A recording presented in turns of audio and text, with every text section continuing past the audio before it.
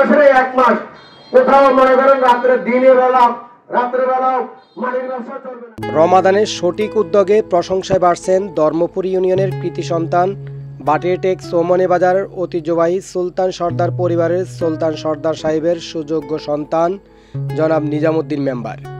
পবিত্র রমাদানের এই মাসে দিনে কিংবা রাতে বাজারের উপর দিয়ে মাটি বহনকারী গাড়ি চলাচল যেন না করেন সে ব্যাপারে সতর্ক করে দেন মাটি ব্যবসায়ীদেরকে।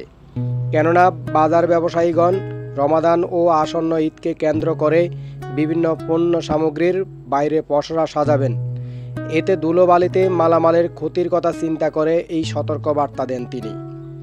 এছাড়াও এই মাটি বহনকারী গাড়ি থেকে প্রচুর মাটি নিচে পড়ে এবং পুনরায় গাড়ি চলাচলের সময় অতিরিক্ত ধুলাবালির কারণে জনজীবন অতিষ্ঠ হয়ে উঠেছে। গতকাল মাহে রমাদানকে স্বাগত জানিয়ে সাধারণ মুসল্লিদের স্বাগত মিছিল শেষে সংক্ষিপ্ত বক্তব্যে তিনি এই সতর্ক বার্তা দেন।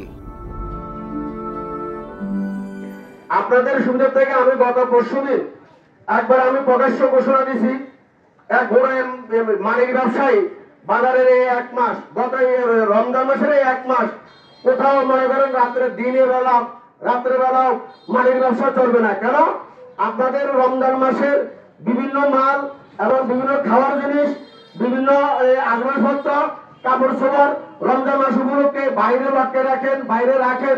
এই জন্য ধুলাবালু আপনাদের সমস্যা হবে। এই জন্য আমি স্পষ্ট ঘোষণা দিয়েছি, রমজান মাসে মালিক ব্যবসা টোটালে বন্ধ থাকবে বাজারের উপরে দিয়া। আমি যা আবার এটা বলছি, যদি কেউ এই অনুরোধ যদি অমান্য করে তার উপযুক্ত বাজারের আইনে তার বিচার হবে। তো আসলে আপনারা কষ্ট করেছেন, আপনারা মাহে রমজানের মিছিল করেছেন, কষ্ট করেছেন। আপনাকে আমি ব্যক্তিগতভাবে ধন্যবাদ, সবাইকে ধন্যবাদ জানাই। এই পর্যায়ে আজকের রমজান মাসের পবিত্রতার মিছিলের সমাপ্তি ঘোষণা করলাম। আসসালামু আলাইকুম।